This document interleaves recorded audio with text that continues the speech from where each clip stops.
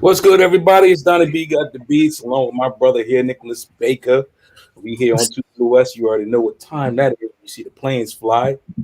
Due to unfortunate circumstances and technical difficulties, we could not get our guest Stormy Maya on there on with us today. But we wish her the well, wish her well and best with her situation. We'll get her back at a later date and time. And yeah, so right now it's just us, but just us is always enough, more than enough, for what we do. Oh, please believe it. Please believe it. We get to chop it up and talk shit. Yeah, So, exactly. And nothing and, and wrong with that. and just throw it out there too. I mean, if you catch us early enough, maybe we can pull you in on this joint and have a conversation with us. I mean, so that's neither here nor there. Just stay tuned, Oh yeah, communicate with us. we can definitely have surprise guests. You know what I mean? If you feeling like you got some things you need to get off your chest, come on down to Two Flew West. God damn it! Look at that tagline, killing them, Rap over there. killing them already. Taglines, nah, but yeah, definitely. If you out there and you watching and you trying to hop on, why not? Let's make it happen. Exactly. This is how we do because we keep moving. So brother, how you doing up in the north, man?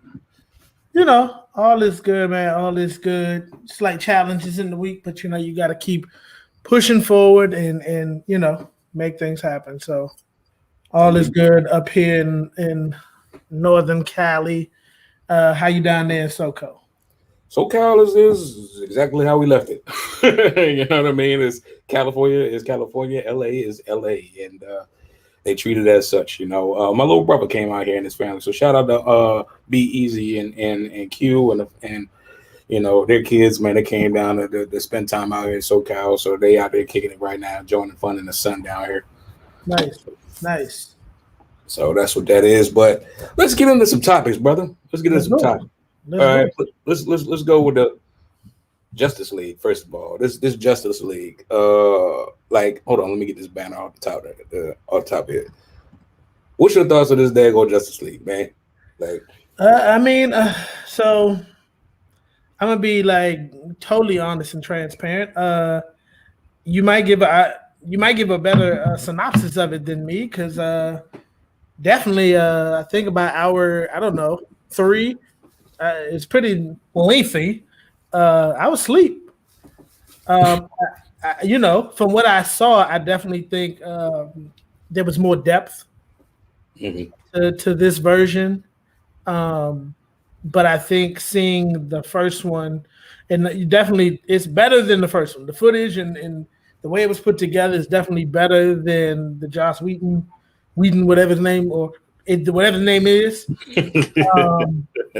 But I think in seeing the first one and then seeing this, it felt like watching when you had the DVDs with the extra footage, and it felt like it makes it extra long. That's what it felt like. It was like, okay, I get it, and it's more depth, and I feel like I know a little more, and they went into some more stories a little bit deeper. But this don't is extended. This is the extended remix of the remix. You know what I mean? So I don't know. It didn't make me sit up past seeing what I'd already seen. It didn't make me sit up and be like, damn, I gotta whoa, I'm all in. You know what I mean? So that's my initial thoughts. I may need to go watch it again, but my initial joints was like, all right. If it's a 4-hour damn movie and you need to go back and watch it again, that should tell you something about your life. I mean, you feel me? That was we started that joint at 8. Look at my phone, it's midnight. I'm like, wait a minute. What just happened? I don't understand. But again, I may not be giving it a fair shake at the critique. I mean, I feel like this, man. How can you say you're not giving it a fair shake if you giving 4 hours of your life to this damn movie, man? But that's what I'm saying. I mean, truly, it got 2.5, maybe 2 and 45 minutes. But after that, it was watching me. You know what I mean? I feel you, but here's my thing. My overall concept on shout out to Zack Snyder. Shout out to the fans. because this is actually a fans movie. The fans made this happen, right? Yeah. But I think the Zack Snyder's cut of the Justice League is exactly what happens when you put lipstick on a pig. You know what I mean? I was never a fan of the DCMU or DCU or whatever, the cinematic, whatever.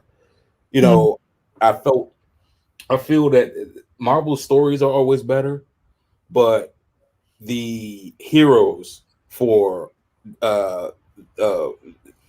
what is it? The DC comics are always better, whereas the Marvel story is good and the villains are doper. But I think that the thing with this was it's just too much of just you know what I mean? Like it was just too I didn't really care about most of it. Now again, to your point, I do think that it did more to sell and preserve the story, that I guess the continuity of what they were trying to build. So from a story perspective, yeah, I get it. I think it put things in place like, oh, okay, cool. That makes better sense than, just voila, this stuff is happening. But I just felt like it's a whole bunch of extra time for the same product. You're just doing telling the same product a different, in a different way. And more times than not, I was like, who cares? You know what I mean? Because realistically, like the Flash, I think he was the secret steal of the show, of the movie. But I didn't care about Batman. I didn't care about Batman or Ben Affleck's Batman. He just didn't do anything for me for that character. And again, no disrespect to the actors and actresses. I know you guys do everything you can. The same thing with Josh Whedon. The same thing with Zack Snyder. But it just did not do anything for me by way. Now between the Flash, Jason Momoa, the Aquaman, I think they would have. Oh, and Wonder Woman, because you got to throw Gal Gadot in there. I think all three of them really carried it. Ray Fisher, I care more about Ray Fisher off camera and what he's doing with Warner Brothers than what he's doing on camera with this. And let's be realistic. I never had a cyborg action figure, or I read cyborg comics when I was growing up. So I mean, who cares? You know what I mean? Right.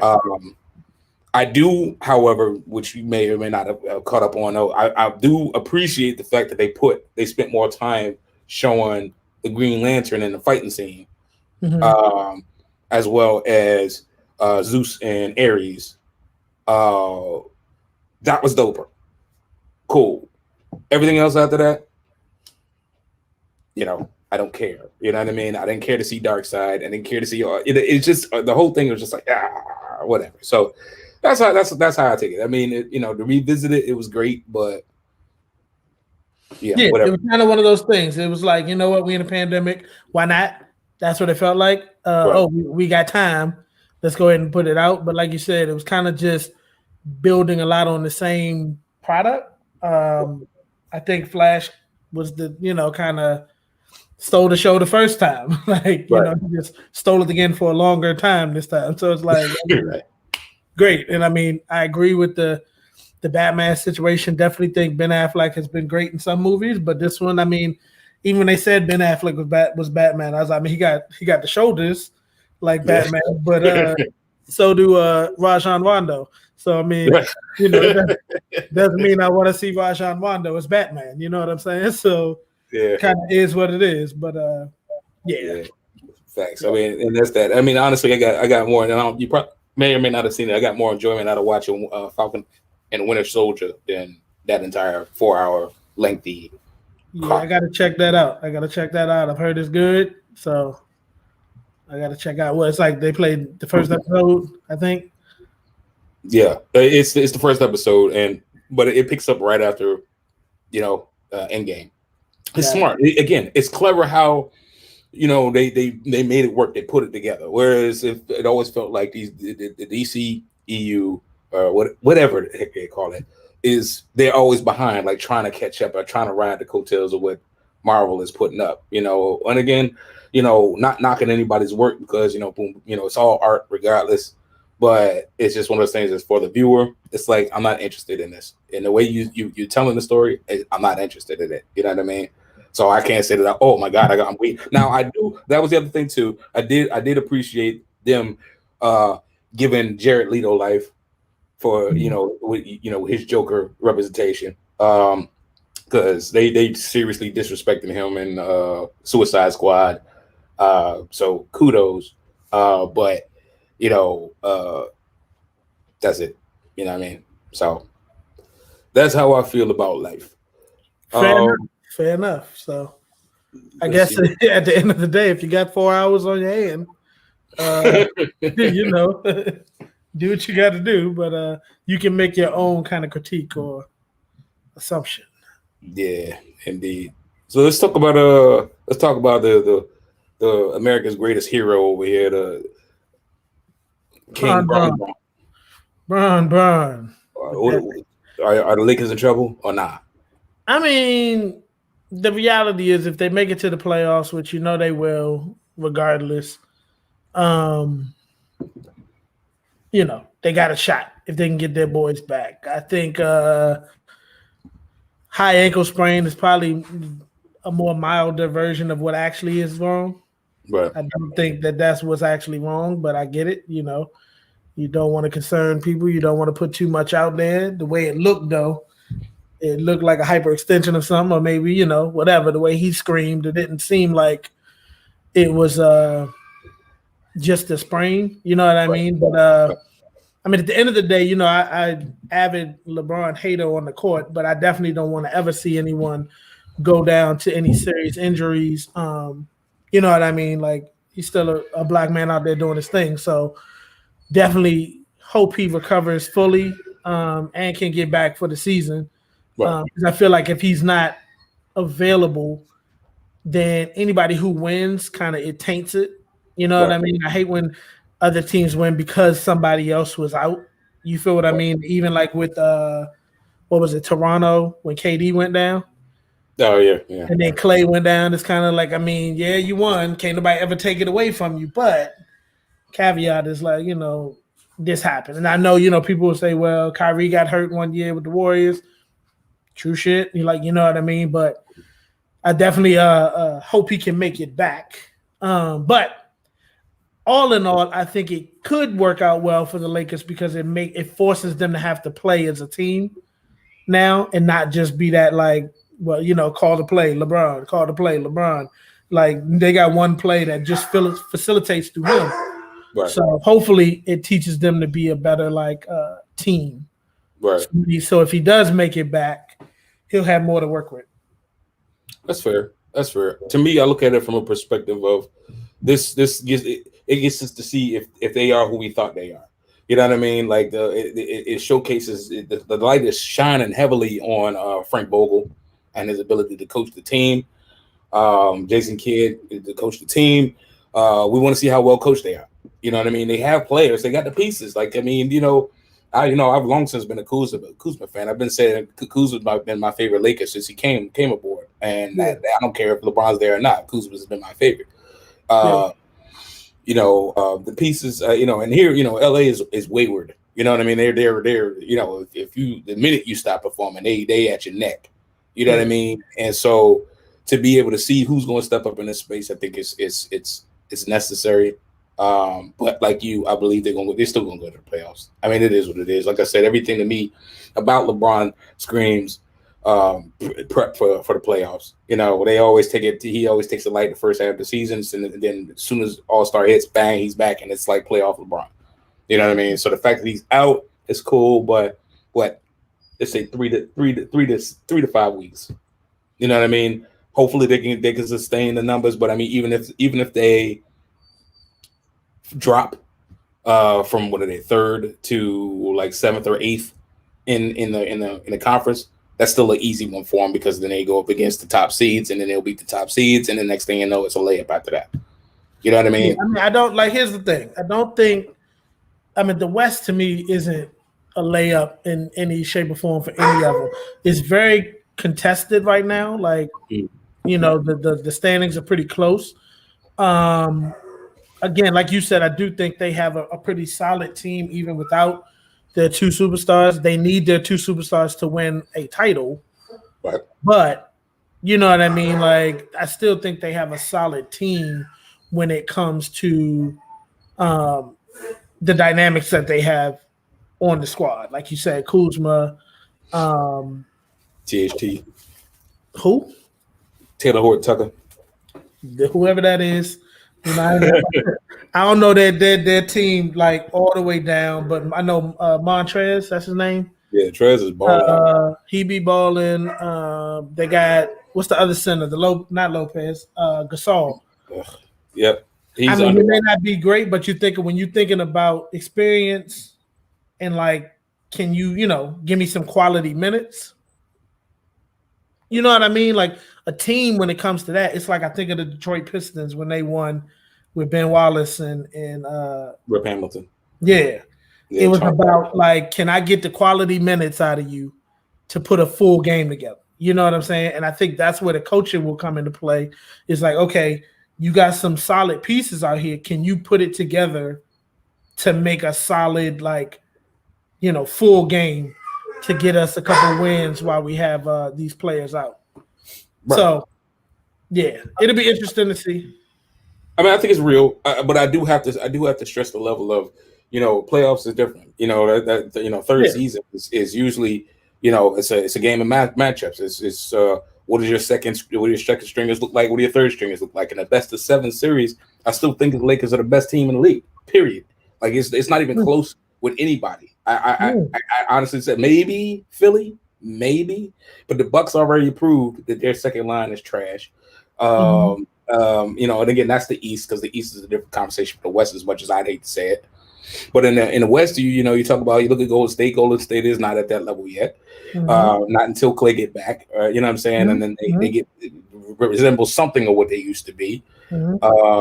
Utah is Utah, but I mean, again, Rudy Gobert is severely overpaid. Sorry, Rudy, but he's severely overpaid. He only gives you one half of what's necessary to play that position, which is defense. And he's lackadaisical any other time. I think, and Donovan Mitchell can't handle it by himself. Again, they jacking up threes, and that's great. Mike Conley is Mike Conley. I mean, you know who he is for a reason. But again, second line, third line, what does that look like?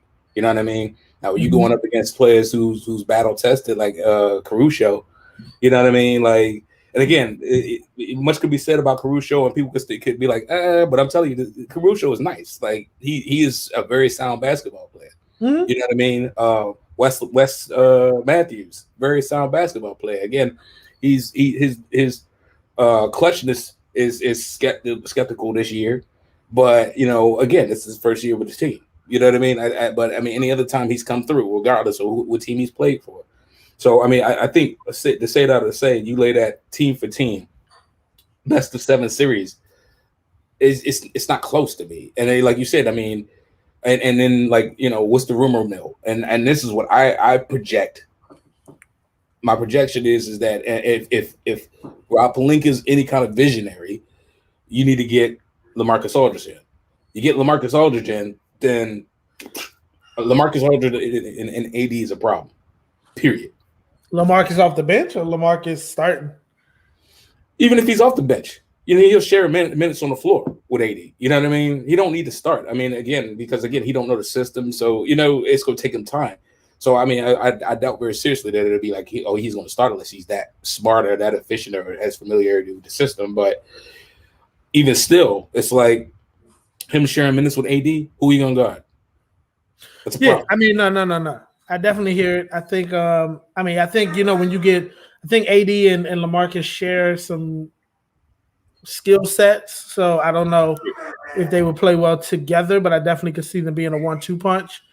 I definitely don't think the West is that simple. Like when I think of Utah, when I think of Phoenix, when I think of the Clippers, Portland, Denver, like you got solid squads throughout the West, and I think the standings show it. Like everything is like either a game back or less. I think. Portland, I still don't think have what it takes to get over the hump, but they're always a team to be reckoned with. I think the Clippers are coming back for revenge, and it'll be interesting if it stays the whole 3-4, and that would be LA and 3-4.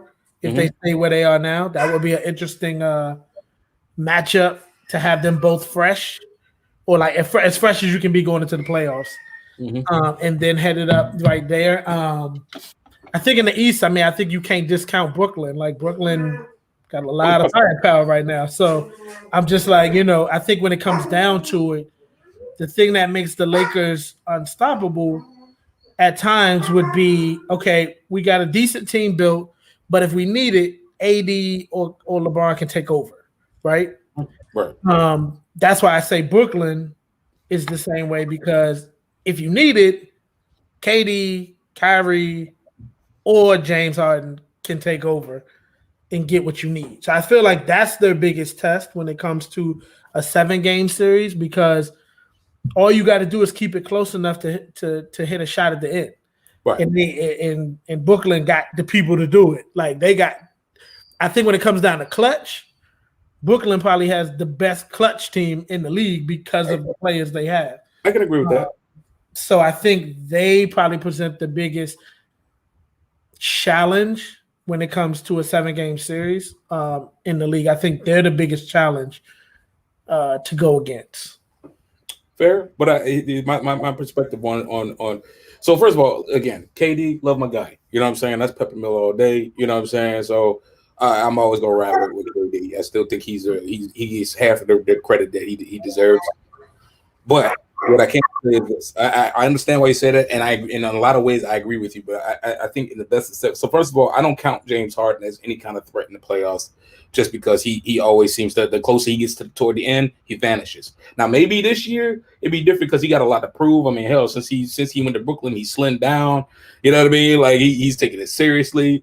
You know what I mean? Because he wants to be there. So maybe he'll try to prove everybody wrong and get him over the hump. But until then, I can't. I just don't. I can't see it. Kyrie, it should be a starting lineup of like Kyrie, his Sage, then James Harden, and you know what I mean. Like this new Sage Kyrie, like he's ridiculous. Like his ball, like he's pulling out every trick in the book.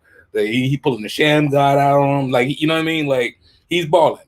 But again, I'm not sure that he's going to come through. But I mean, again, I love the fact that they swap, because again, he's point guard and Harden's the 2, but now he's the 2 and Harden's the point, and that does present a matchup problem depending on how you switch up your lineups, right? But I agree with you with regard to them being dangerous. I do. But again, once you get beyond like Joe Harris and then what? I mean, I know they got Blake Griffin. Okay, but what Blake Griffin we getting? We getting jump out the gym Blake Griffin, or we talking about AARP Blake Griffin? So it's like, what are we talking about? You know what I mean? I definitely think you're getting the AARP Blake Griffin, but what I think he can provide is like what Carmelo provides in Portland. Like Carmelo isn't the guy in Portland. So everywhere else where Carmelo was, they was trying to make him like a real big piece of the pie. It wasn't working. But when he came to Portland and all the pressure was off, Carmelo been showing up and giving you 18. Like he's not gonna score you out like he used to. But I think Blake, without the pressure, can probably get you like 12, 14 points. Like they don't need a lot when it comes to points. Like it don't even matter. They got all the points they can handle. But when it comes to just like being a solid, can Blake go on the floor and give James and Kyrie, or like James and Kevin Durant a break, and it be Kyrie and Blake? You feel what I'm saying? I think Blake can be a person who can get you a couple, up and down the courts to where it's like he'll be the first option on offense, and like he can get you a couple buckets. You feel what I'm saying? Yeah. But that's all he gonna need to do, and I think that fills in the gaps for them. But I agree. I mean, if you take Brooklyn, you run them small, right? And then you put KD at the 5, you put Griffin at the 4, Joe Harris at the 3, Kyrie at the 2, and Harden at the 1. That's dangerous, right? Mm-hmm. But the problem that I have with that is that but everybody runs out of gas. Yep. So at that point, then what? And they got some young hitters, like that young boy with the Jade Smith blocks. Like he jump out the gym. Like I'm impressed with him. You know what I'm saying? They got a couple other pieces in there. But again, when we talk about best of, I don't know. Maybe I'm going to be partial because I'm down here in LA. I don't know. You know what I mean? But I'm like, I still, it's when it comes down to depth. Even with Phoenix, and I called Phoenix last year in the bubble, and I was like, before before they even made it into the playoffs of the bubble, I was like, yo, Phoenix is gonna be nasty. You got to watch that squad. You know what I mean? And sure as shit, they was upsetting everybody in there, and I was like, okay, they a problem. But the thing with them is that you don't know what you're getting out of Dre Ayton. You know what I mean? He's entirely too inconsistent to be a number one pick. It's great that they picked up Chris Paul because I think that was an X factor piece to get them over the hump. But besides Paul and Booker, then it's like you got question marks at the 3 and the 4, and it's like, it's too much inconsistent play in order for it to be credible. Because again, like I said, they can win a game streaky, cool, but best of, it's like, oh, okay, we hit what you're trying to do now, so adjustment, check this adjustment out, what you gonna do, and that's how, you know what I mean. No, I feel it, and I think like I said, I think that's when it comes down to coaching. I mean, either you got a solid squad where people learn their role and they play it, or I think the NBA today is more about how quality of a player, like all around player, are players. Right. You know what I mean? Because I think in the Jordan era, it was like, I mean, Horace Grant wasn't a amazing power forward. He could get you boards and hit an open jumper, right, and play some defense, and that's all he needed to do. So, like, right, I don't think you would put him on anybody's top 10 forward list, but for that squad, he did what he needed to do. And I think when it comes to like the Phoenixes and like even the Brooklyns, it's like if you can get players to focus in on what you need them to do, you can have a solid squad. Like Brooklyn got 3.5 all-stars right now. You know what I mean? So at any given time, they can have one of them on the floor. Agreed. If you get people around them to just play a role, keep us at a certain place, keep us close. Give me, 5 to 7 minutes of break time for my heavy hitters. Then you good because they can. I mean, shit. That's what Golden State was killing at. Right. They had players. I mean, they either had old players or they had just solid players, especially in that first, in the first two, the first one, championship run. You know what I mean? When it was just like, okay, this is a homegrown team. Mm-hmm. Those players were role players. They just knew where to be, and they were coached by Steve Kerr, who was on that Bulls team, who understood if people show up and play their role, we can be a solid team because we have 2 to 3 all-stars on our team who can carry us if we're close enough. You feel what I'm saying? And I think that is the key. Yeah, like you said, winning is winning. Knowing how to win is knowing how to win. And correct me if I'm wrong. Steve Nash never won one, right? No, he came close with the Lakers, but he never actually won one, right? So Amari Stoudemire never won one, right? That's their coaches right there.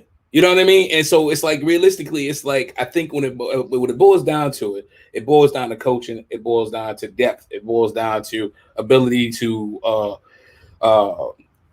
adjust in game.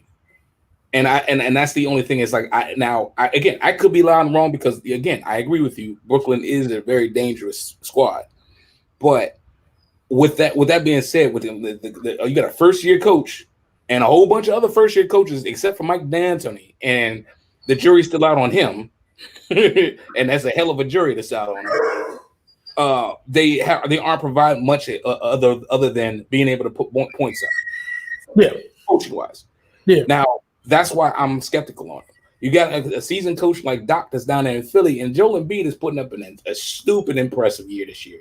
Yeah. And combine that with solid coaches, solid coaching that knows where to put people in place, and like Matisse Thybulle, and you know what I mean, like they just got people down there. You know what I mean? And I've never been a fan of anybody in Philly, to be honest with you. But I still hold Embiid in high regard based off of what he's done. But like I said, we're seeing him with Doc. It's like, okay, this is the baller he was supposed to be. So I give Philly a little bit more credit. With regard to going back to coaching though and switching topic a bit, coaching comes into play when we talk about another team that you brought up, Clippers. I think the Clippers are in turmoil. They are. Period. I mean, I get what you're saying. Because of but the only reason to me why they're being considered is because of the players that they have. Only two of them. You know what I mean? If they didn't have Kawhi, problem. If they didn't have PG, problem. You know what I mean? But even in that, they have Kawhi and PG, and they're still losing. They're still in a and I credit that to coaching. I was never a Ty Lue fan, except when he was when he was an actual player. But as a coach, it was like marginal at best. Even when you won with LeBron, but dude, you won with LeBron. You know what I mean? So it's just like, no, I can't see them as being the Clippers as being credible. They can come back and Twitter blast me or whatever. That's cool. It's just my thoughts. But I mean, but you got to look at it like this: they're one game behind the Lakers in number 4, and the only thing that the Lakers are not, if they didn't have LeBron or if they didn't have AD, same thing. Like know what I mean? Vogel ain't. I mean, I've seen Frank Vogel coach a team that didn't have this. So I know he can coach. I won't even say he can't, right? But the reality is it's not his coaching that's making them what they are. No, I agree. You know what I'm saying? So, like, I think both of those teams have the same thing. Like, they have two superstars that make them contenders. But like, we we're talking about two. The Lakers have two of the greatest at their position ever. Absolutely. Whereas the Clippers don't. They don't. Kawhi can he can be considered. He's in the conversation. I think he has to be in the conversation just because of his accomplishments. He's won it sometimes when he probably people thought he shouldn't have. Like he come out and get him a chip and it'd be like, damn, how Kawhi come out of nowhere? Get him a chip. You know what I mean? But but I hear you. I hear what you're saying. They definitely if it came down to it, I'd pick the LeBron AD duo over the Kawhi PG duo for sure. Absolutely. I agree with that. In the conversation, I literally had this conversation today with Monique. And I was talking to her about it because she's a avid Lakers fan, and she's like, "This is Laker town, baby." Like, she rah about it. But we had this conversation, and I talked to her about it. I was like, realistically, I believe again it's coaching, as I said. But the thing about it is I think even if you look at the press conference, I think Kawhi looks at it, and you can see it in Kawhi's face. It's like, y'all got me with this dude, and this is the wrong decision. Like PG is again, no shot at PG. I don't know this man. I'm not blasting him at all. You know what I mean? And I think he's very talented. He's like Bradley Beal to me, an extremely skilled scorer, extremely skilled. Would never same thing with James Harden, extremely skilled. But I get a ton of question marks with defense, and then even just with the whole thing of that must be this year though. I ain't gonna lie, I haven't seen them play this year, but PG was ranked pretty high when it came to defense the last few years. Like he's been on I don't even want to quote it wrong, but I'm like almost certain he's been on the all defensive team. Like his defense has been something that they actually been pushing, and I think. I mean, they wanted to play together. They came from the same place. So, I think this was they wanted to be together. Now, coaching, that's a whole nother topic. You know what I mean? I don't know. I definitely think, and I will say it over and over again, all these teams that be needing somebody out there, Mark Jackson is available. And I just don't understand how Mark Jackson ain't in a position again. I feel like he's the Kaepernick of the NBA, but I don't know I don't remember when he kneeled. You know what I mean? But I swear he should have a position by now. I agree. You know what I'm saying? 1,000%. And I'm telling you right now, I'm using this platform as they can edit this joint and extrapolate what I'm saying right now. Ernie Grunfeld, get Scott the guy out of leave him. Just get Mark Jackson in there. I swear on everything that's holy. Because God, that's a whole. The Wizards is a whole other conversation, bro. Like just whole other conversation. But coaching is everything, and I agree with you, Mark Jackson. I'm like, and people keep talking about Mark Jackson. Like Mark Jackson didn't build that contender up there, and it pisses me off. It pisses me off. I don't know how anybody, like even Golden State players, are like Mark Jackson built the culture of the team to be what it was. You know what I mean? Like I won't take away some of the small nuanced stuff that Steve Kerr brought to the team, but Mark Jackson built the culture of that team and built that team. You know what I mean? So like anybody who don't give him props for that don't know basketball. Thank you. Because again, you hear all of the rhetoric. You log into the Inside the NBA guys again. Shout out to Shaq and Ernie and Kenny and Charles. You know what I'm saying? No disrespect. But you hear people talking and the rhetoric. Blase blah. Everybody has laissez-faire attitudes and conversations and comments about things that's going on in the NBA. I mean, maybe one or two of them pretty much hit succinctly every time. You know what I mean? But like you said, when you're talking about these things, it's like literally said the same thing. And it's no not to Steve Kerr, because again, Steve Kerr can coach. He's a lot like Phil Jackson to me. And I guess that's where he gets his whole vibe from, because it's literally the same kind of vibe, But like you said, I mean, it's just Mark Jackson. It's like Mark Jackson. And then, like you said, everybody talks around that man like that man didn't do that. Just same thing as your guy, Jason Kidd, built Milwaukee. He's the one that restored Milwaukee to the precedence that it's at. Like, you know what I mean? And then they got him out of there. And it's just like, y'all not even gonna talk about how this man did that, and y'all just gonna leave him out there. Yep. Ridiculous. Hey man, that's the way it goes. It's like if you don't win a chip, it'd be like you ain't do nothing. Oh, here we go. We have Lyarks. What's up, Will? So why the Warriors fire him if he was so fire? Because he had a disagreement with like ownership or something. It was some internal stuff going on that was a little crazy, that like I even honestly don't know the full story, because it's like a little bit of rumors here and there of like what actually happened, but it was some internal stuff that happened. Like the Warriors won the title the next year. Like they won it the next year. Literally the next year. Steve Kerr ain't come in and do that much in a year. Like they were already put together. It was already set, and they were already on that path. He just came in and did some tweaks. Yeah, he made those moves, like getting rid of God damn it, what is Slim name? Oh man, I can't think of his name. They traded somebody. So Well, we about to send you the link. We need you. Well, you need to pop up on there. We need you to hop on. Go ahead, send Will. I'm gonna send you the link. Yeah, let him send you the link. Come on. Here's the thing. Who was it?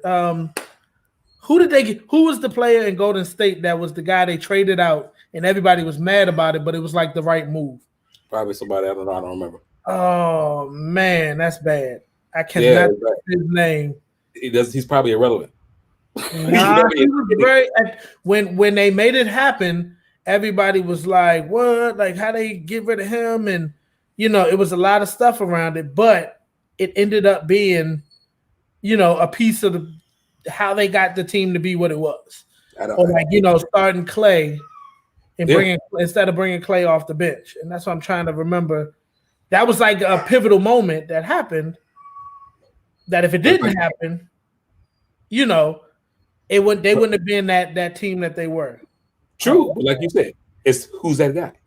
That's what I'm saying. At the end of the day, it's like who's that guy? Like I can't, me, I'm like like encyclopedia sometimes with some of these things. You know what I mean? Even with the last person I remember that was prominent with Golden State Warriors, like the last couple people is he's an RJ. He's a Richard. Is it Jefferson? Nah. Yeah, it wasn't him because he was with Jersey for forever, and then so forth and so on. But no, because like I remember C. Webb, I remember Latrell Sprewell. Will say Kevin Love. Yeah, like like look, at the end of the day, whoever it is doesn't matter because the team that the guy built that we talking about, Mark Jackson built, they the ones who restored order up there in the North. Which I get that, but it's like it don't matter who they let go because whoever they let go probably don't have a ring now. Well, yeah, this is very true. So you know what I mean. At the end of the day, what's right is right. That is very true. You know, I think I'm trying to do my research right now. Will, I sent you the link too. Stop you chime in here. We need to come on board. Let's return to this. His dad just gonna bother me because I'm sitting here like, oh my god, who was it? All right, when I say his name, you're gonna be like, oh yeah, that's it. Got it. And I'm gonna be like, so just like what Will said. So like who cares? Like so what? You know. What the hell was going on with that? But yeah, I tell you what, let's you do that, but we're gonna switch topics. No, we're good. Go for it. All right, but we got this clip that just rolled in across the desk, and this is a very funny clip that the brother sent to me, and let's talk about it. Check this out. Let's go.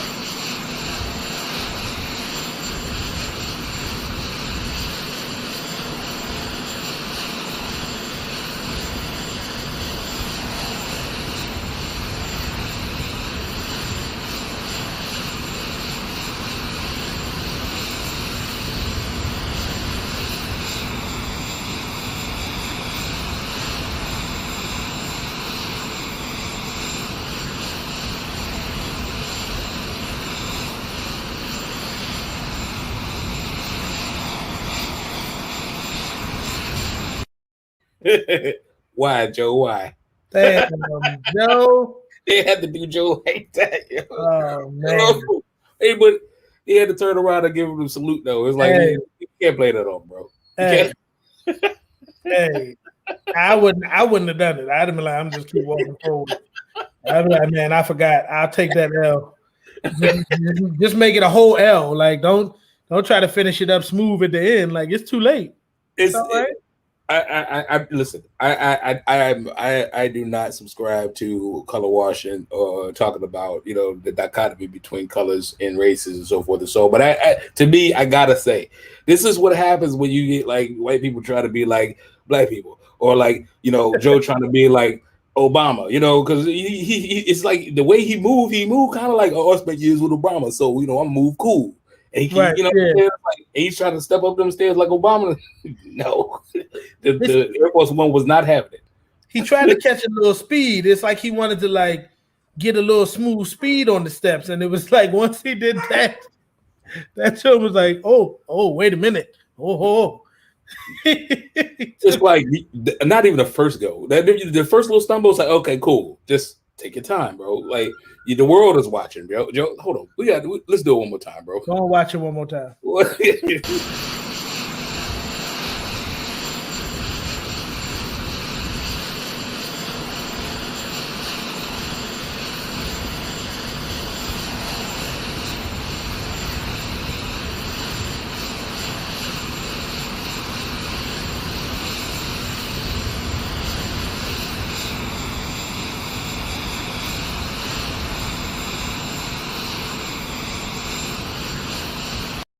It's like he had to check and see if his knee was still there.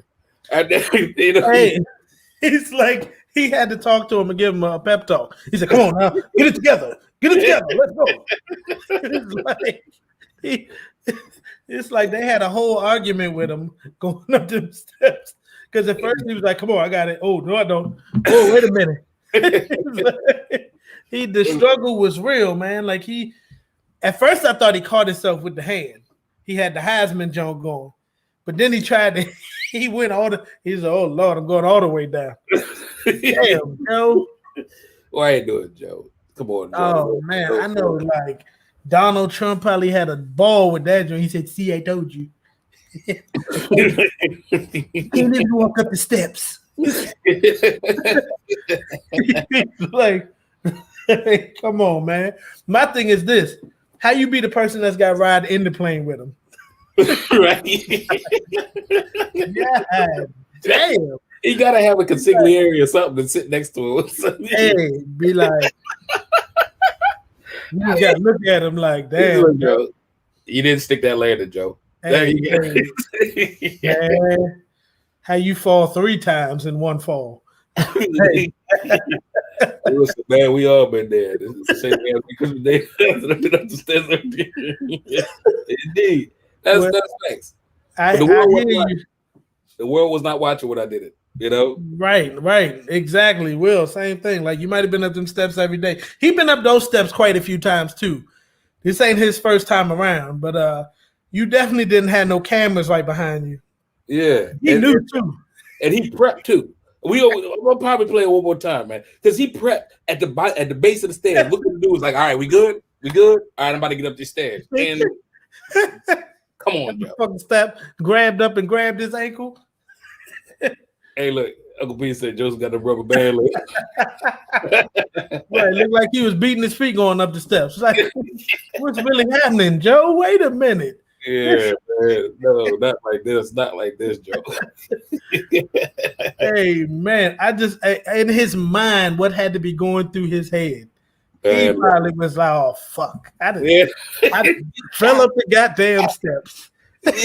Like, I ain't never going to let this one down. Hey, look, let's take it a step further, man. Let's put this plane further out on the tarmac, bro. Like, you know, he had to go home and be like, hey, babe, guess what? I fell up on Air Force One today.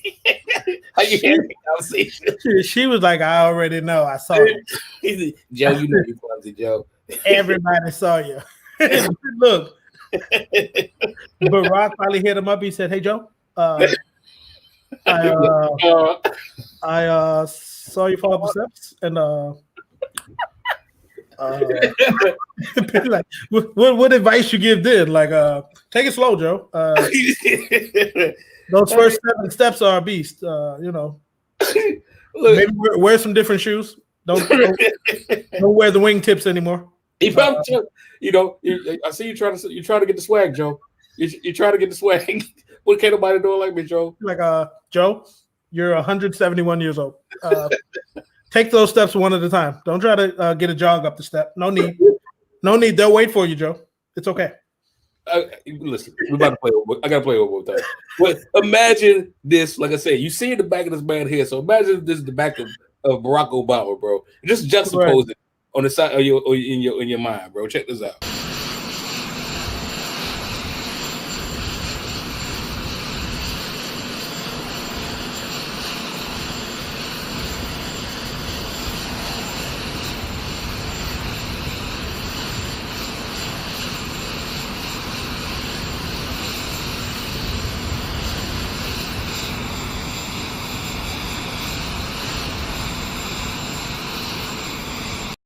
Look, it's the whole thing. And like beforehand, like he's just like, "Hey, we going right? Yeah, we go. All right, you good, right? Okay, yeah, we good. All right, cool." And he gets up. I wonder what the dude at the bottom of the steps because he got panned out the video. That's what I was literally saying. That's exactly what I'm saying. It's like as soon as he got out of the range of the video, you already know he had to be like, "Oh shit!" And you see he was wiping the leg. Oh shit! Son of a bitch! This is what I'm talking about. Every time on Tuesday. I mean, play that one during one more time. Now. He said that red carpet ain't shit. Hell no, it ain't shit. Red carpet probably slippery than a motherfucker.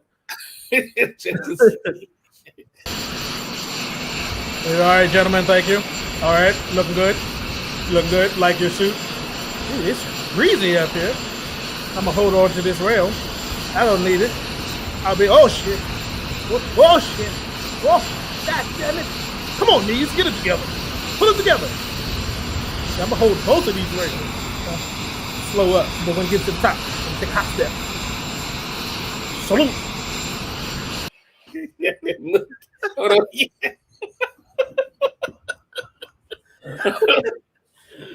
I'm sorry. I know we wearing this thing out, people. I know, but you gotta stay it. We gotta do this play by play, bro. I'm telling you, this is hilarious, man. This is the last time. I swear.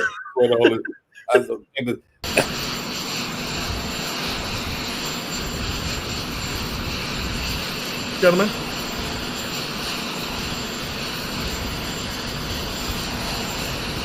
Bro! Go out! Something on my goddamn pants?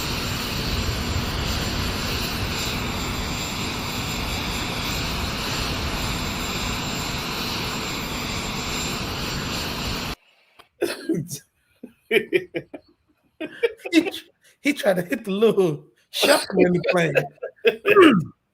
Joe, it's like at this time, like you just gotta take the mask off and be like, God damn, y'all. Why are you doing it? Why are you doing it? Oh man, Joseph, always giving us great moments. Yeah, appreciate you, Joe. We needed that. You go too far with the comedy, man. Joe always trying to make us laugh. I'm telling you. That's what's up, Joe. We appreciate it. Yeah, weird. So next topic real quick is the what is this? I don't know. It's not verses, is it? This is the verses. Yeah, man. Look, this is their upcoming lineup. They got Isley Brothers versus Earth, Wind, and Fire coming up next. I mean, I get they doing like, iconic older groups. I think they should have did Earth, Wind, and Fire versus like Mint Condition. Yeah. Their bands. And like that might have been a better, like, whatever. Yep. I mean, don't get it twisted. The Isley Brothers got hits. Yep. I don't know who's gonna show up to do the verses. Like, I guess it's gonna be like who's gonna be the people sitting there playing records. Like, I don't know what that's gonna look like. Yeah, they don't try to have the bands there or nothing, but then they got Redman and Method Man. And it's like, why? I don't know how many hits they got. You got to be fans of Redman and Method Man, I think, for that one to work. You feel what I'm saying? Like, for it to be like, okay, this about to be, dope, or like I'm gonna watch this because it's gonna be everything. It might be funny. Like I can see them like, having jokes and shit, but I don't know if their catalogs for me, like, hit wise, you know what I mean? Like they got dope songs, they both dope lyricists. Not gonna take that away at all. But when it comes to like verses, it's usually that kind of song appeal, that hit appeal. That makes verses move. So it's gonna be interesting to see like those two go at it. I think they were getting amped off the Ghostface and Raekwon situation, which we'll talk about in a second. Right. He would I think here's the thing. I think Raekwon and Ghost had a little more radio appeal than I can say. Like, I mean, Red and Meth, what I'm thinking, when I think radio appeal, they got like probably 3-4 songs a piece that I can think of that are radio appeal. Plus the fact that they've been, they did a record together. They got a lot of songs together. So a lot of their hits might be the records they did together. So past that, it's kind of like, I mean, if you were a Red Meth fan, you probably can pull out some joints that you feel are classics or whatever, and I get it. Right. Like, I mean, don't get it twisted. The Earth, Wind, and Fire Isley Brother joint is going to have hits. Like, both of them got hits. Like, if you get a Isley Brothers Essential playlist right now and a Earth, Wind, and Fire Essential playlist, like, they got hits. Right.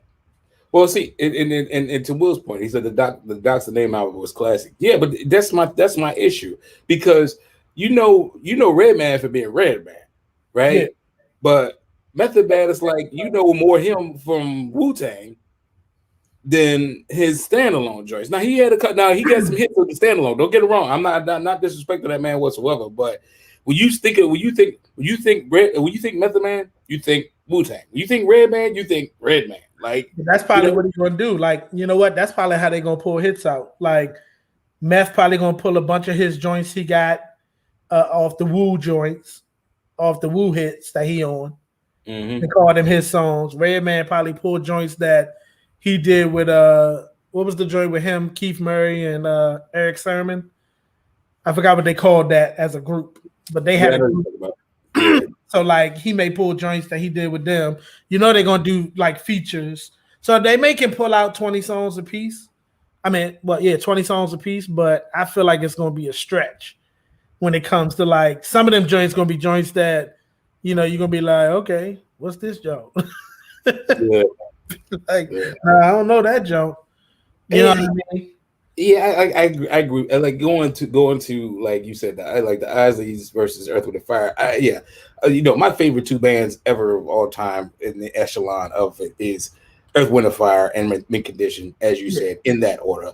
So I would have preferred to have seen that, but I like you said, I get why they do the Isley brothers in there because I guess it's around the same time, and you know what I mean, like who in that era or whatever, but. Yeah, no, I would have preferred to see Earth, Wind, and Fire sit next to Mint Condition just because that would have been like mad enjoyable. Like that's a day right there. You gotta set your clock a certain kind of way, man. You gotta schedule for that. Yeah, I agree. I definitely agree with that. I mean, again, I think when it comes down to hits, it'll be a big deal.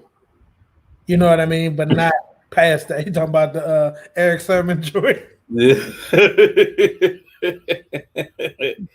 I know they had a group, but I don't know what it was called. It was like I know they did some things together, but I definitely think the Isley Brother Earth, Wind, and Fire joint will have like just the hits. So it may have some nostalgia in that. Musicians want to hear the bands, like you know what I mean. Like it would have been dope if they could have found a venue, had both their actual bands, like with. Then it would have been. It has to be Mint in Earth, Wind, and Fire because they had their bands and do that whole thing. Right. The whole Blackout album. Who Meth? Yeah, that's what he's talking about. I think Meth had the Blackout. Was it? Yeah, he did. No, yeah. Yeah. I'm just saying. This is what I'm saying. Again, Meth is actually one of my favorite like lyricists when it comes to Meth and Redman. Like, don't get it twisted. I'm not saying. Like if they was going up there to do a battle or like verse for verse, like for real, like it may have a different energy, but verses to me is about them joints where you hear the song, so you be like, oh, that's my joint. You feel what I'm saying? And I feel like Red and Meth don't necessarily have a bunch of that's my joints. They got a few. Def Squad, there it is. Thank you, Will. I was like, I know they did some kind of work together. Again, no disrespect. Keith Murray, I thought was dope. Eric Sermon's a dope producer, and he got a couple joints too. Like, I definitely don't. I'm not dissing anybody. I'm thinking more about hit songs, and I feel like that's what Versus is about. I mean, yeah, you can slip in like, we got the next or the joint we're gonna talk about with Raekwon and Ghostface. We might as well just go ahead and kind of pull into it. No homo, like now. You know what I'm saying? Like it's like if you think of that joint last night, they definitely had a couple joints that I was like, I don't know that joint. You know what I mean? But like it definitely was album cuts that people are feeling and like, and there was like people were loving it. But they split it up, so I can't say this. Like I know on Instagram there was like 100,000 watches, right? But I know they kind of split up the where you can watch it at, so it's a little harder to see about how many people are watching. Right. But I definitely know it wasn't like the like Monica Brandy joint or Ashanti and Keisha, like because they had them joints that people can sing with and them hits, them recognizable hits. I think towards the end, like the DJs killed it last night. Like first of all, but when they started going into like the Pretty Tony hits, which is like Ghostface when he got his radio joints, he was killing. Like that was killing. You know what I mean? Like Raekwon had to go into the Wu-Tang like classics to keep up, but because I feel like at some point Ghostface turned to be a radio dude and had like strong ass radio hits, even though he wasn't changing who he was as far as a lyricist. Like Raekwon never totally made that jump. He kind of just stayed in his lane of this what I do. You know what I'm saying? Only Built for Cuban Links is like classic. Like it don't get no better than that joint. But realistically, like Ice Cream was probably one of his few like radio joints. You know what I'm saying? And that's the part of Versus that I think makes it like entertaining or not. It's like how many recognizable songs to the broad amount of people do they have? And that's where I think Red and Meth, like, you're gonna enjoy them. They're gonna be entertaining. You feel what I'm saying? But I don't know if they got the catalog that's like, whoa, that's killer, that's killer, that's killer. Oh, that joint was crazy. Like, I don't know if they got that. Yeah, I feel you. I'm gonna play this clip, but then I got something to say about that. I got 2 cents on that. Hang on a second. Let's check this clip out.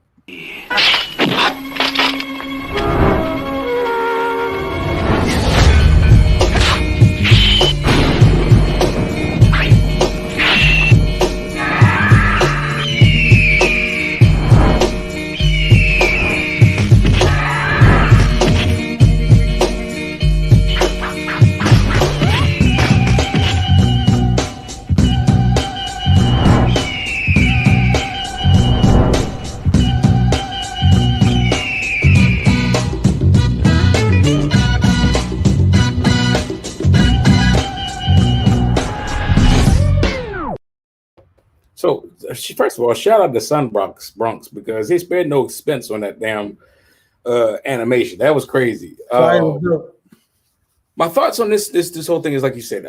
My thing is with the Red Man and Method Man. It's to me, it's like having a versus between Riggs and Murtaugh.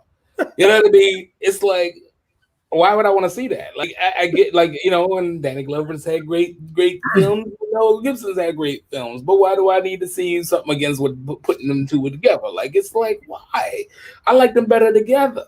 You know, it's like if peanut butter had hits and jelly had hits. It's like both of them better. So it's peanut butter and jelly. Like, you know what I mean? I don't know. I don't know how I feel about that. Will's going EWF got strong 8 or 9. Ooh, that's blasphemous, bro. Ooh, that's blasphemous. I'm gonna just tell you that right now. You got to go take a nap on that one. Yeah, you sit in the corner, bro. Sit in the corner, bro. Eyes start to sound alike after 20 minutes. Just my opinion. I mean, that's fair.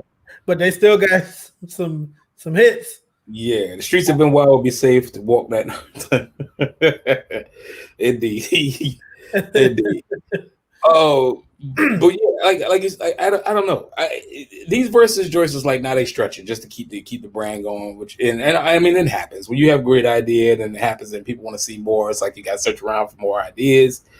But it's like I don't know if they need to take more time to really think about the talent or whatever, or they just doing stuff like. But at the end of the day, those two particular. I'm just like I'm good. My life like last night when I woke up this morning, I wasn't upset that I missed the joint from yesterday. You know what I mean? Like it's just like okay. Any of them actually. I to be honest, to be fair, I have literally never seen not one of these verses. I don't care. You know what I mean? Like my life goes on. I got other things to do. It sounds great, but me watching and listening back to it, oh, okay, cool. Yeah, I mean, I get it, and I think it's definitely. I mean, it definitely is a COVID event that got started. It'll be interesting to see. It'll be interesting to see like how it will last as things are opening back up. I mean, for me, I enjoy it because I just like always have enjoyed like it's almost like an extension of a DJ having a dope playlist. And I remember in thinking of like, you know, wanting to go to like a party or going to parties where they did like the Michael Jackson versus Prince parties.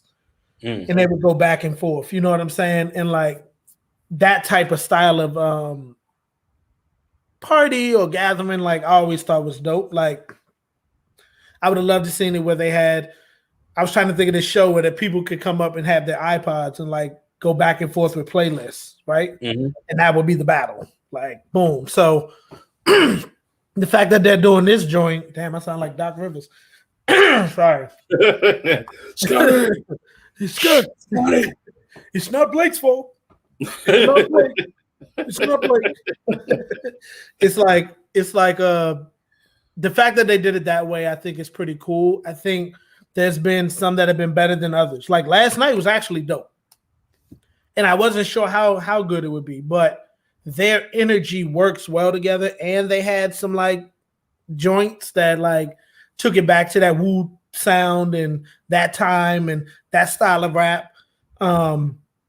the fact that they are just true to who they are and they haven't changed and like trying to keep up with a time or anything. They like, yo, son, it's crazy ill, mad butters out here, man. We out here in the snow, B. And like, this dude feet game is crazy, man. He got the strong, like the New Balance joints with the cream on, like, Ghostface had his mink and his wallabies and like, you know what I mean? But they were showing love. They was like, we love the new cats who doing their thing and like shining. Y'all keep doing it. Our brothers who came up with us keep shining. Like there was a genuine feel to it. Right. And I think people appreciated that. They didn't hit numbers that other people hit, but a lot of people were like, oh, this is the best verses ever because of the energy. Yeah. Going to the Red and Meth joint, I feel like that's what they're going after, is that how is the show presented? Because if you went to a Red and Method Man show, their shows are dope. Like their energy was crazy. So I think the feel is that, they just were on the D'Angelo verses and they came out and did kind of a guest appearance on that joint. So I feel like they saw that energy and was like, oh, that'll be a dope joint. Let's put it together. You feel what I'm saying? Right. So everyone isn't going to be a home run hitter like, Babyface and Teddy or Monica Brandy and get them like over the, million viewers on one platform. But I think as they started it was for the culture. And I think in that essence, maybe they're getting back to more of it's for the culture in some of these joints where like that's going to be, it's a fan joint. You know what I mean? Like they got a group of fans, cult fans for Red and Meth that are going to sit there and want to watch it. Right. So, well, my thing is this, and I don't know because I'm ignorant. Like I said, I haven't seen not one of them. But have they done like a Mike versus Prince joint? No. I mean, they haven't done anybody who's not living. Everybody is living so far. Like, you know what I mean? Like, that would be dope, but it would be switching the platform. Like, who would come play the records? Who would that be? You know what I mean? Yeah, I mean, that's the easiest solution for me, but I get it. I guess it makes sense. To me, it's just so many more. And again, they're not taking away anything from Red and Meth. I mean, again, I think as a tandem, they are always one of my favorites. Like How High for me is a under-heralded classic. Like it's one of the. I think How High funnier than Friday. I know that's probably sacrilegious to some people, but How High is hilarious to me. Like it's hilarious. Right. And their tandem is just ridiculous. Mm-hmm. But again, just to see them pit against each other, albeit I do understand exactly why you say that the reason may be why they did this versus. I get it. And I guess in some ways, some people probably would want to see it.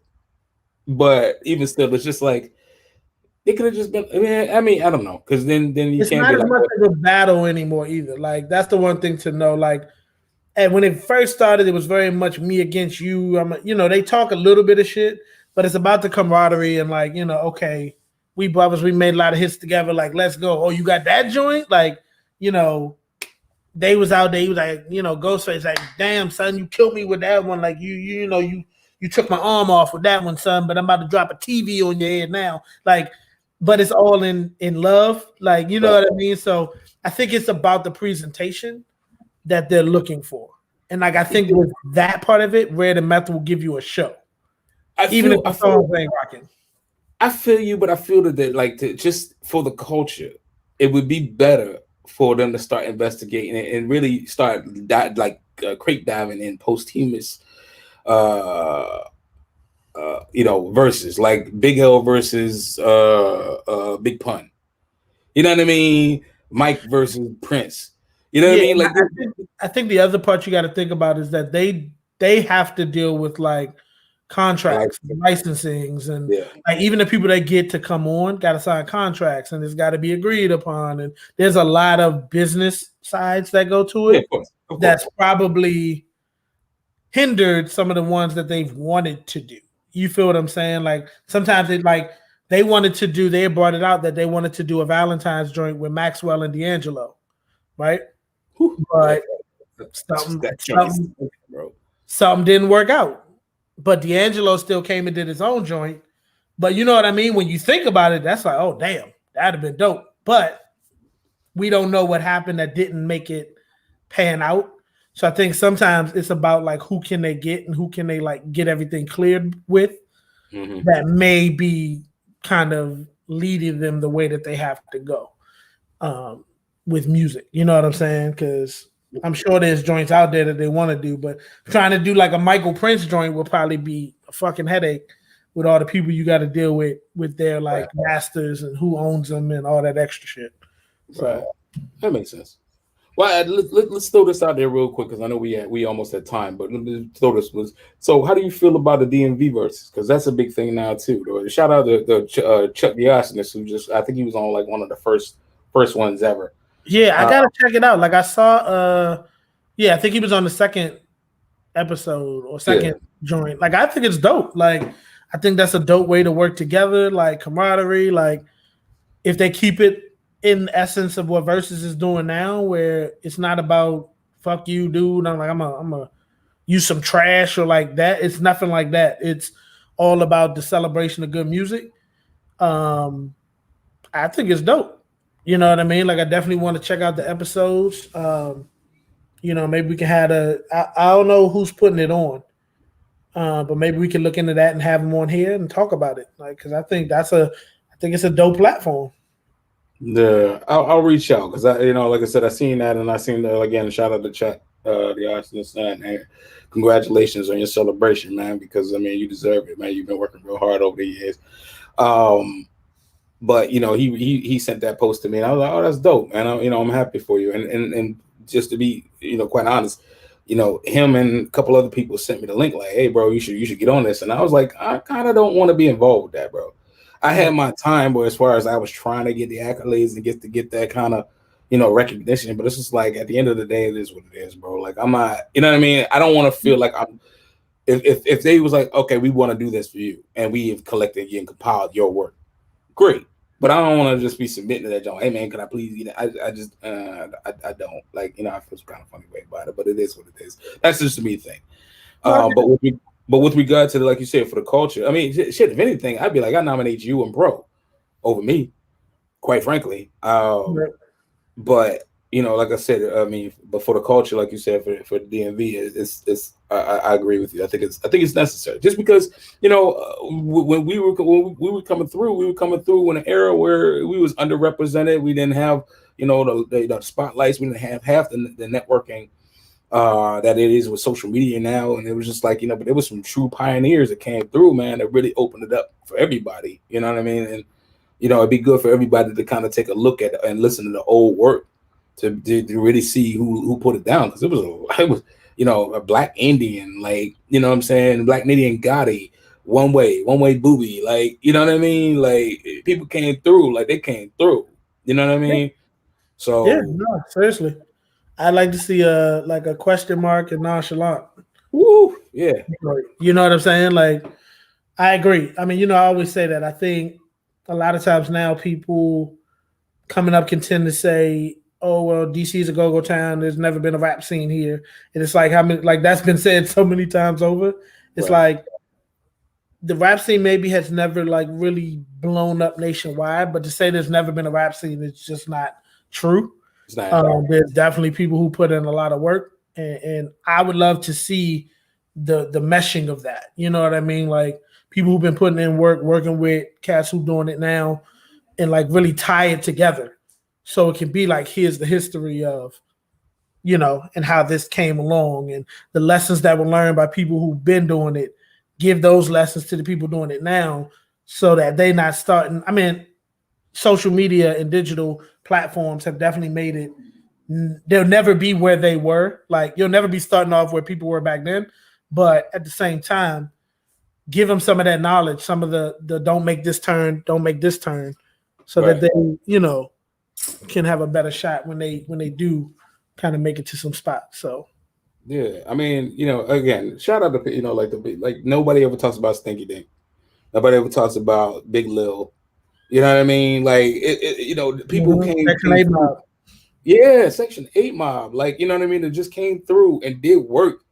And it's like now it's just like, it's kind of erased or looked over. And it's like a whole bunch of people who put it on. Like they did everything they could to do what they could they get on. And to me, that's where I'm like, that's where I would like to see that versus go to take it back. Because when you think hip hop, you think, DJ, Cool Herc and Herculoids and Africa Bambaataa, and you think about the Furious Five and Curtis Blow, and you know what I mean. Like, they have a rich history in New York. It's laid out. LA, they got the rich history. It's laid out. But the DMV is, like you said, it's like it's always passed over, and it's like nobody has accurately and fully laid out the culture and the people who've laid things down. And I would prefer to see that, or at least we should have like a whole on DMV joint on here, bro. We should, just to be like, talk about like the history and like you said, I know you've been in touch with Nan, but from Nan up, you know what I'm saying, or even beforehand up, I think I got connected to the BI, even Papa Nard and what he's done, a Multiple Man, and shout out to all of them. Like, what I'm saying, like, it's so many records, Boo Boo, Black Flag, like, you know what I mean? Like, it's so many people. Like, it's a lot of people out there that definitely put in work, definitely put in solid work, figured out, like, some moves in the industry. I think a lot of the people who were in it at that time, it was right in that middle of a switch of like analog stuff to like digital, and like social media starting to pop. So I think some of the work wasn't as you can't go back and find all of it as easy as you can now. Like, after a certain point, it was like, boom, everybody's in some kind of cloud-based service or something, Apple Music, somewhere where you can go and get the work. But a lot of the work previous, you can't go get the work because that just wasn't an option then. Right. You know what I mean? Like, it was just starting to become a thing where you could put it on, and they had Napster around and shit like that, where it was like, you know what I mean? So they were just figuring out the digital format. And I think now it's a thing where anybody can make a song and have it on Apple Music. And be like, oh, go check me out on Apple Music. And that gives you a sense of, it gives it some sense of like sustainability. You know what I mean? Because worst case, you can always go back and check that song I did. You know what I mean? Because it's on Apple Music, period. And I think that's the piece that makes it harder sometimes for people to go back and remember like what was there. Because like with Go-Go, a lot of the bands are still around in some form. You know what I mean? Like the bands that were back then are still around. Whether it's Monte Ellis. That's exactly who it was. So?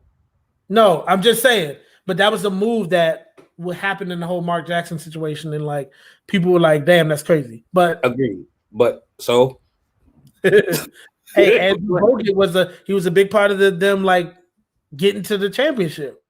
You get what I'm saying? Like, I'm just saying at the time it was like trading out a major player, like, and banking on, it's like Monte Ellis in Golden State was like LeBron is right now in LA. Or let's say I'll even go to AD. I doubt that too. No, think about it. He was the star player.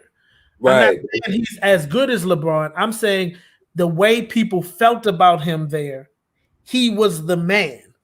So when they traded him, it was like, it would be like them trading LeBron and saying we're banking on Kuzma. To me, it's like if it's like Toronto trading away DeMar DeRozan. I'm just saying, because Monte Ellis is never going to be in the conversation of greats that ever came through there. No, that's not what I'm saying. I'm not saying they are the same caliber of player. I'm saying his importance to Golden State at that time was, you're trading away our big ticket. You feel what I'm saying? He was the man there. And then they had Steph come in and Clay, and it was like, well, we're going to build with these guys. So we're trading away our big ticket. Or like to put it in football terms, they traded away Khalil Mack. You feel what I'm saying? Like, I don't agree with you. I mean, but do you get what I'm saying? Like, I get what you're saying. I get it. It didn't work out. Like, it worked out for the Warriors. It didn't work out for the Raiders, but it worked out for the Warriors to bank on that. And like that gamble, when I'm talking about like Mark Jackson being who he was, like he was gambling and like he built a team around people, like when people didn't believe in what he was doing. But you feel what I'm saying? And that's why I think he deserves his flowers on that team. That's what that is all about. I agree with you that like Monte Ellis he's not a LeBron, but to Golden State, it was like, oh shit, like I can't believe y'all trading Monte Ellis. But to me, I get it. But it's to me, if you take that juxtaposition and be like, okay, the Wizards traded John Wall, it's literally the same thing to me.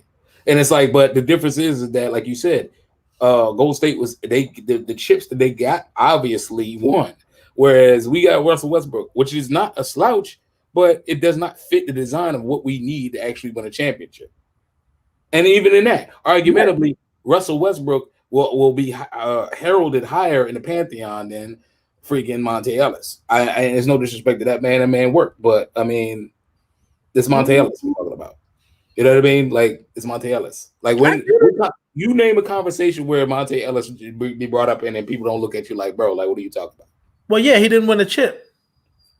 He didn't win anything, but he was a baller. Like honestly, 10 years from now, John Wall name probably not going to be brought up. That's fair. That's totally fair. And I don't have. If Russell don't win one, his name ain't going to be brought up. But I guarantee you, he'd be high. His list of accolades is a lot higher than Monte Ellis.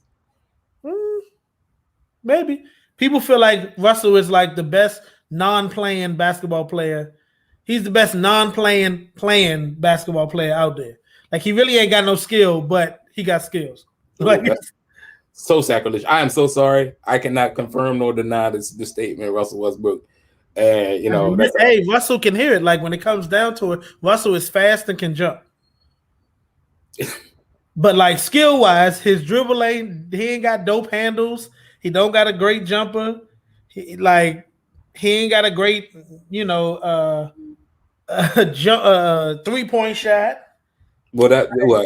His mid range and his outside range is not the best to be desired. I get that. Right. He plays hard. He plays hard, and he's fast and can jump.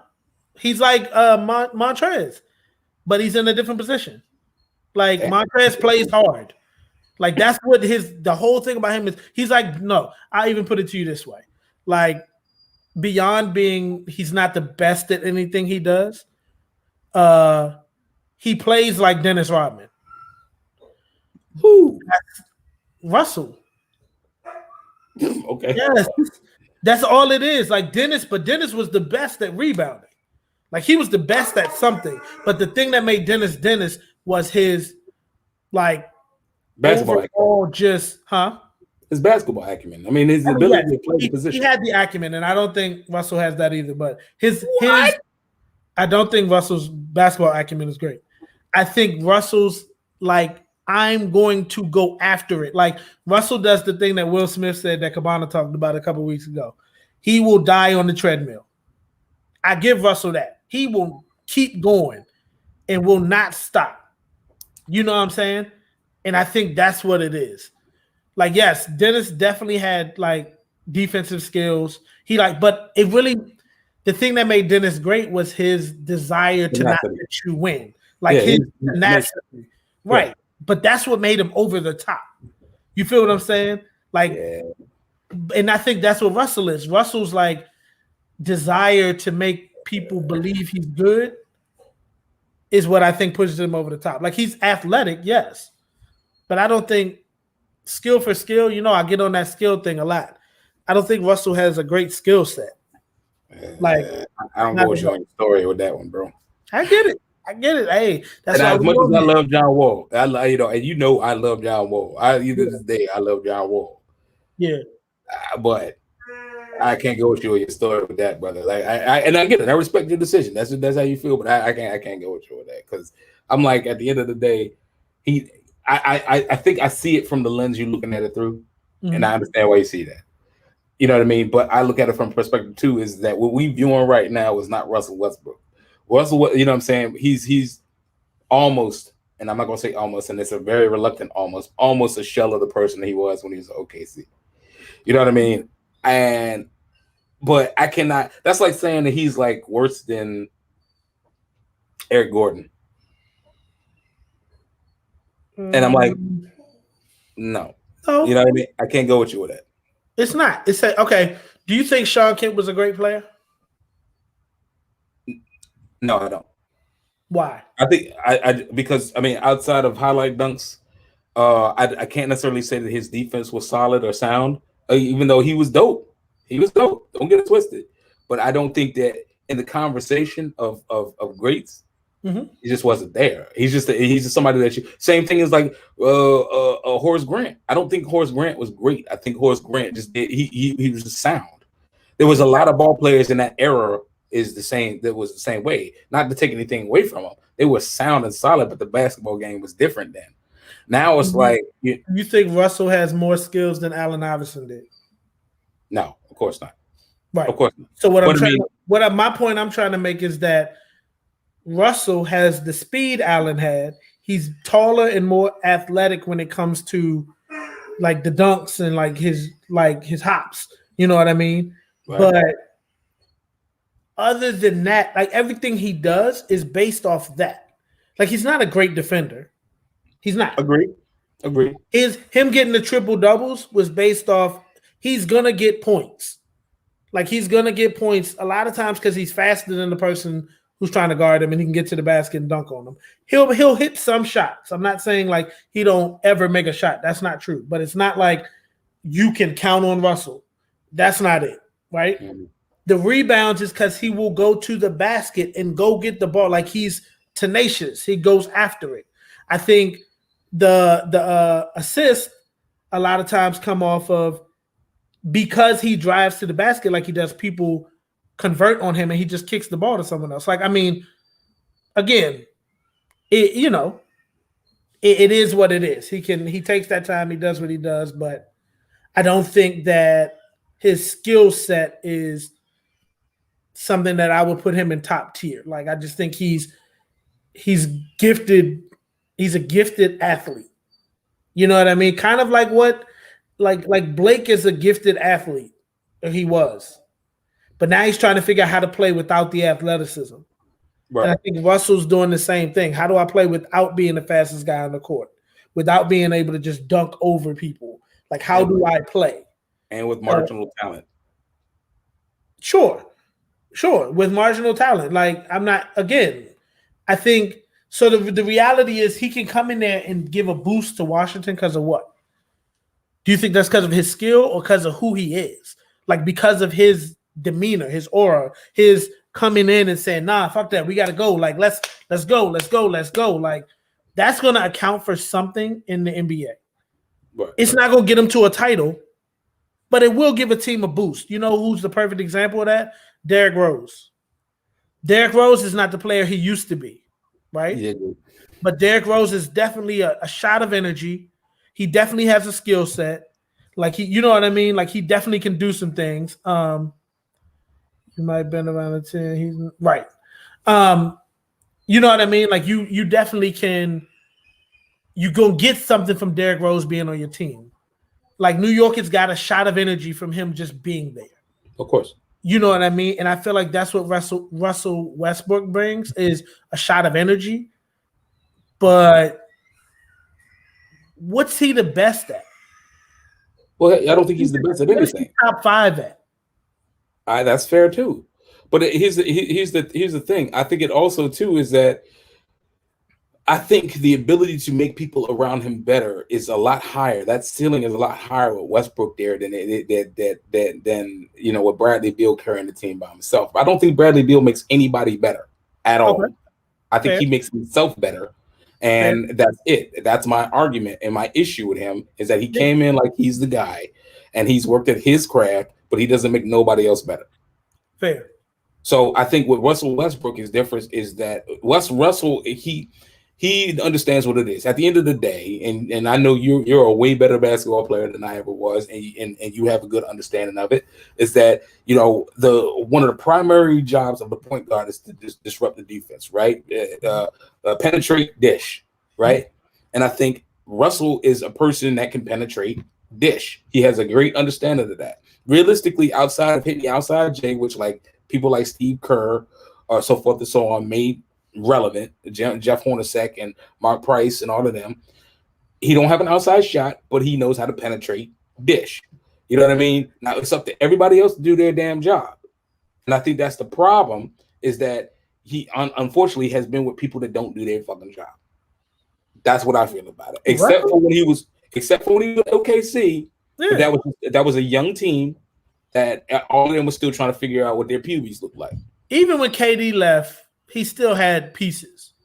I think the problem is that Russell is not, he's just not, the skill isn't there. Like, I'm going to give you an example. Rajon Rondo is a skilled point guard. And his jumper ain't as good as Russell's, right? Russell got a better jumper than him. So, but Rajon Rondo knows how to run a team without him having to be the focal point. You know what I'm saying? Like, Russell runs a team by him being the focal point and people converging on him and he just dish it. Like, I get that. But that's not, a point guard got to be able to do more than that. You got to be able to slow the team up when you need to slow them up. You got to be able to run a set when you run a set. Russell ain't good at that. That's not his thing. His thing is like, boom, he's a road runner. Like, boom, I'm gone. Like, after a while, that's why they always get stuck. Because it's like, if people stop that, then it's like, he a one-trick pony. He ain't got nothing else. It's like, oh, well, I don't know what else to do. Because he ain't got nothing else. He can't pull it up. He can't. His half-court set is trash. Okay, I can't argue with you on that. So that's why I'm like, when it comes down to it, when you break it down, like skill set, it's like, yeah. He's a shot of energy to any team. He's athletic. He's tenacious. He's somebody I would love to have on my team. Don't get it twisted. Like, I'm saying all this, but I still wouldn't, like, yeah, bring him on. Like, he can't hurt. He's definitely going to give you effort. You know what I mean? All the way. And you add effort to his athleticism, you get Russell, right? But I don't think Russell spends time in the gym working on his handles, working on his jumper, like working on his defense, working on footwork. Like, I don't think he gives a shit about all that, like, to be honest. And that's where I think he lacks. I think if he would have been that guy to take that time and like work and perfect that, he may have gotten better. But I think he reached his peak a long time ago. That's fair. I can't argue with you on that. And it's what, with regard to the, like, I put it like this: if I had to choose between him or John Wall, I would have picked John Wall. Yeah, and I would have built a team around John Wall. I'd have traded the fuck out of him, and I've been saying it since like maybe the third year that Beal came in. Yeah, they need to trade him while I can get something for him. Because Beal is because I'm just not a believer. He's not a credible two-way player. He's I mean, as far as I'm concerned, he's a ball hog and he's selfish. That's how I feel about it. You know what I mean? But what's always going to work out most of the time, 9 times out of 10, a person with skill is going to be kept over a person who's like, oh, I bring a bit of energy, or I bring this. Like, even if the person doesn't bring the team together, they go with that person. Perfect example is when Kobe and Shaq was there, and they sent Shaq ass up out of there. He had some skill as a big man, but the reality was he was like an energy, big shock, create a lot of disruption in the whole player. But then you had Kobe, who had all this skill, like pure skill. But he wasn't a great leader then. He didn't pull the team together, but you see who they kept. Oh, we're sticking with Kobe because we know what that ceiling can be. You feel what I'm saying? So, like, Beal, it's the same thing. It's like, I get it. He got a lot of work to do when it comes to the overall game. But when it comes to skill set, Bradley Beal got it. Like, yeah, he can go out there and get you 40, and it is what it is. You know what I mean? Like, so I know why they kept him over Wall. I think Wall was also injury prone. Like, it was like, okay. It was that, but he also did that little gang member crap over the summertime. I think that's what they expedited to get his ass up out of there. You know what I mean? Look, as far as I'm concerned, we lucky that Bradley Beal ain't tore a butt either because of the way he dribbles, because he dribbles with that wide crap and that always that step back. And it's always that step back. It's like if I had to do my scout report on him and I was playing, I was like, he's always going to result to that step back. You don't need to always do the step back three or step back mid range or step back. Everything is a step back. If it And now go he has underheralded ball handles. That's great, but it's always a step back. He pushes to that step back. It's like sometimes it goes there, sometimes it ain't. But I you know what I mean, I take my chances, which is why he sits there with the sulky face, wondering why people is up on him. I'm like, bro, that shit like you go to. You know what I mean? Again, I don't want to say he's one trick. I'm just saying that, again, like I said, he don't play defense well enough that I feel it could constitute being a number one option, and then number B, and then number two, that, like I said, who has he made better? Nobody. Yeah. I mean, at the end of the day, as an overall player, Bradley got a lot of work to do. He got a lot of work to do. But again, I think skill is always going to win you over. Like, it is what it is. Like, John Wall has some skill. He's fast. He's good, but he kept getting hurt. Like, he looked like he would fall up them steps with Joe. And it'd be like, he's looking at his knees like, what's wrong? So it's like, when you trying to build a team, are you going to build on the one that might be there, might not? Or try to go with the person who at least been there? You know what I'm saying? And for them, they think he's solid. The parts of him that he needs to work on, that's why you try to get someone in there to help groom him. You know what I mean? And I think, in some instances, Russell is going to be able to help in that. Like, I think Russell can pull a team together. I think he can, like, build morale. I think he can do that. I think he can make people work harder. I think he brings those things to a team. So I definitely think Bradley will learn some things. But I don't think Russell is the guy to, like, get him over any humps or nothing. Like, nah. Fair. And I think we pretty much at time. I want to say this was a great conversation. We need to do this more often. I mean, I know we have guests, and the guest is amazing, but we should do this more often. This was a little bit more open. I like the format. Yeah, absolutely. Always got to have time to chop it up. Make sure, we just have these cool conversations. Definitely appreciate people chiming in. We'll do it a couple more times. Throw out some more topics. See what people think. Indeed. Who else got coming up real soon? We got School Wop. School Wop is next Young week. School Wop. Shout out. Young School Wop. Big School Wop. I'm sorry, Big School Wop. I think we got is Tiff coming on? Like, Tiff? Yeah. I just said he's good with that. So just gotta make sure it's confirmed. But he's School and Tiff on. Kind of branches of the Nitty Records fam. As we were just talking about, kind of the history of DMV rap and where it's going and where it's gone. Like, love to see how, like, that, excited about that conversation, kind of talking about how it's branched out. Like, you know what I mean? That's a perfect example with School Up and how he's branched out and doing this thing now. So definitely looking forward to that conversation next week. Indeed. Yes. Big shows coming up. We're getting close to the end of season 2. Got big things coming season 3 as well. So stick with us. If you haven't already, make sure you like, subscribe, follow, and whatever you do on Twitch, do that there. I'll find out one day what you do on Twitch. Make it happen. But yeah, make sure you do that. Share, like, follow, subscribe, whatever you do on Twitch. Shout out to Stormy Maya. Definitely wishing you a quick recovery. And we will talk to you soon. Donnie, what you got? Ain't nothing. Like the brother Baker said, man. Thank everybody for tuning in. Thank everybody who for chiming in. Will, we need to get you on here, man. Stop faking and stop playing and get up on the platform with us, man. Live. Uncle P. Thank you for Uncle P for chiming in, brother. You know what I'm saying? Make sure you check him out on the beat. But we need to get you up here on 2 Floor West, man. Get up there in the big dogs with us, man. And stomp and talk about some of that financial literacy that us as people need to have. You know what I'm saying? It's very necessary. Oh, I'm sorry. Will said, I don't follow people who don't know red and methods.